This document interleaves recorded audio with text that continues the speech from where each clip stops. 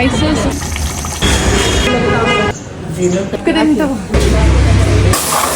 কে দিছে চকলেট গুলো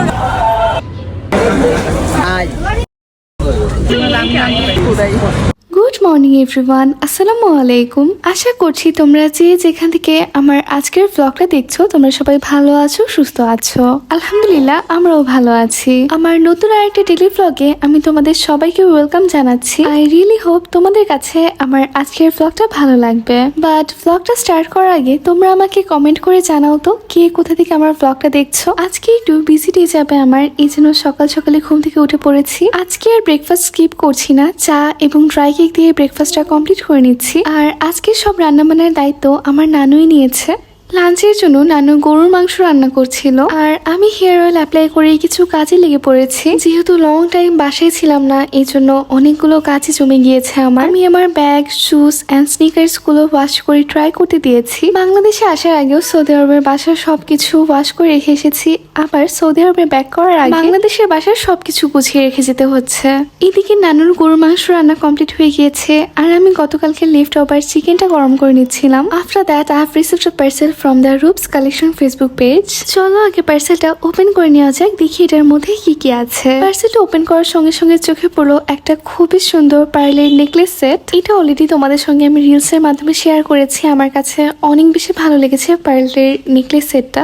সেই সঙ্গে নেল সেটও আছে, বাট চলো আগে আমরা নেকলেসটা ওপেন করে দেখি। বক্সটা ওপেন করতে বুঝতে পারলাম পার্লটা যে কোনো 5টা কালারের মধ্যে একটা হতে পারে। সো তোমরা যে এটা পারচেস করবে না কেন, এটা কিন্তু তোমাদের জন্য একটা কমপ্লিটলি সারপ্রাইজ হবে। তোমরা কেউই আগে থেকে অনুমান করতে পারবে না যে তোমার পার্লের কালারটা কোনটা হবে। এন্ড এই ব্যাপারটা আমার কাছে অনেক বেশি ভালো লেগেছে। পার্ল বক্সটা কিভাবে ওপেন করতে হবে সেই সবকিছু ইনস্ট্রাকশন দেওয়া আছে। আমি ইনস্ট্রাকশন অনুযায়ী এখন পার্ল বক্সটা ওপেন করব, তারপর পার্লটা বের করে দেখবো আমি কোন কালার পার্ল পেয়েছি। বক্সটা ওপেন করার সঙ্গে সঙ্গে আমি একটা ব্যাড স্মেল পাচ্ছিলাম, as it was a real pearl. এই জন্য এটাকে শামুকের মধ্যেই রাখা হয়েছে, আর কাঁচা শামুককে পানির মধ্যে রাখা হয়েছে। সবকিছু মিলিয়ে খুবই একটা ব্যাড স্মেল ক্রিয়েট করেছে। শামুকটা ওপেন করা খুব ইজি ছিল, অ্যান্ড আমি হোয়াইট কালার পার্ল পেয়েছি। সবসময় তো গল্প শুনেছি যে শামুকের মধ্যে এরকম পার্ল থাকে, বাট আজকে সামনাসামনি দেখতে পেরে খুবই ভালো লাগছিল।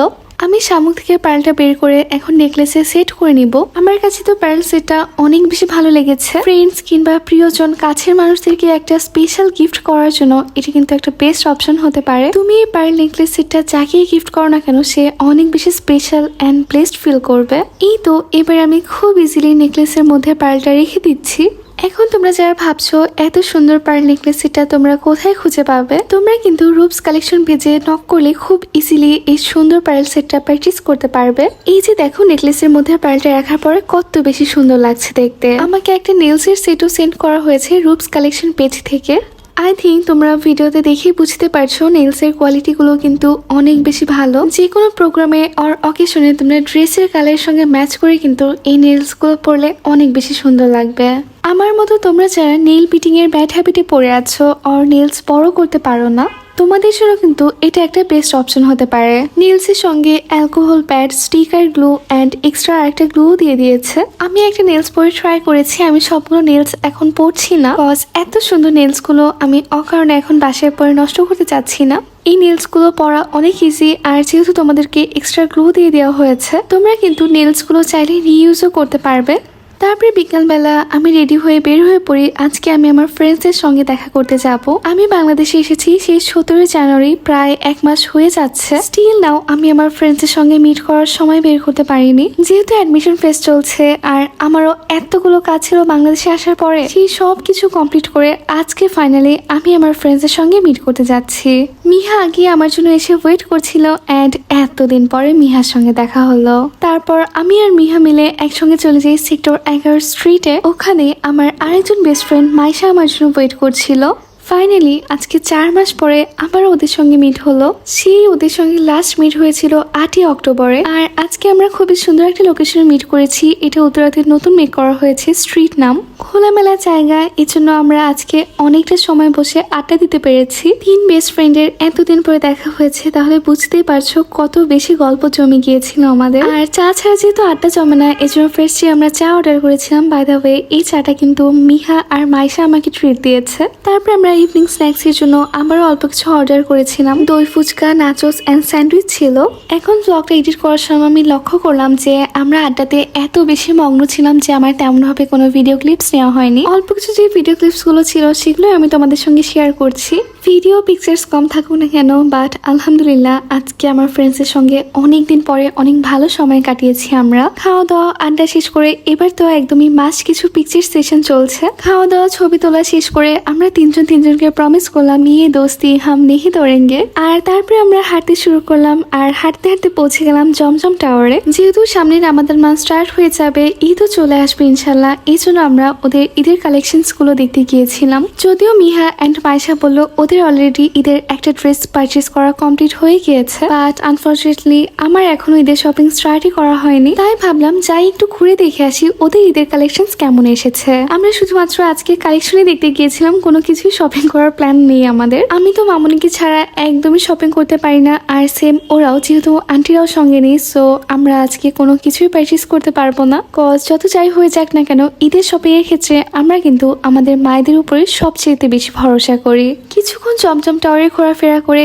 এবার আমাদের বিদায় নেওয়ার পালা। একে একে মাইশাকে এবং মিহাকে বিদায় দিয়ে আমিও বাসায় চলে আসি। বাসায় আসার সঙ্গে সঙ্গে বুবুকে নিয়ে এখন আমরা আবারও বের হয়ে পড়েছি, কজ আমাদেরকে বাজারে যেতে হবে। সকালবেলা ঘুম থেকে উঠে বাজারে যাওয়ার ব্যাপারটা আমার কাছে কেমন যেন মনে হয়, এই জন্য বাজারে যাওয়ার জন্য আমরা রাতের বেলাটাই একদম চুজ করে নিয়েছি। আমরা বিডিআর বাজারে চলে এসেছি। বিডিআর বাজার যেহেতু আমাদের বাসা থেকে খুবই কাছে, এই জন্য রাতের বেলা আসলে কোনো প্রবলেম হয় না আলহামদুলিল্লাহ। আমাদের টুকিটাকি কিছু বাজার করার প্রয়োজন ছিল। কিছু জিনিস আমাদের বাংলাদেশের বাসার জন্য, আর কিছু জিনিস আমি সৌদি আরবে নিয়ে যাওয়ার জন্য কিনবো। কি কি কিনতে হবে সেই সবকিছুই আমার মামুনি লিস্ট করে দিয়েছে, আমি শুধুমাত্র লিস্ট অনুযায়ী কেনাকাটাটা করে নিচ্ছি। তারপর যেহেতু নানু আবার পান অ্যাডিক্টেড, এজন্য নানু কিছু পানও কিনে নিচ্ছে। মানুষ যে পান কিভাবে খায় এই ব্যাপারটা আমি বুঝতে পারি না। আমি এখন পর্যন্ত কখনো পান ট্রাইও করিনি, আর আমার মনে হয় না যে আমি কখনো পান খেতে পারবো। আমি আমার অনেক কাজিনকেও দেখেছি যারা কিনা আমার মতো অল্প বয়সী, তবু ওরা পান খেতে পছন্দ করে, কিংবা যখনই সুযোগ পায় ওরা পান খেতে চায়। তোমরা কে কে এরকম পান খেতে পছন্দ করো আমাকে কমেন্ট করে জানিও। তারপর লাস্টলি কিছু আলু পেঁয়াজ কেনাকাটা করে এখন আমরা বাসায় চলে এসেছি। বাসায় আসার প্রথম গুরুত্বপূর্ণ কাজ হচ্ছে যে বাজারগুলো করে নিয়ে এসেছি এগুলো গোছগাছ করে সুন্দর করে গুছিয়ে রাখা। সেগুলো কমপ্লিট করে এবার আমি গরম গরম চা নিয়ে ফাইনালি বসবো একটু রেস্ট করার জন্য। আর আমার আজকের ব্লগটা আমি এখানেই শেষ করছি। তোমাদের কাছে আমার আজকের ব্লগটা কেমন লেগেছে আমাকে কমেন্ট করে জানিও। ইনশাল্লাহ ফের দেখা হচ্ছে নতুন কোনো ব্লগে। Bye bye.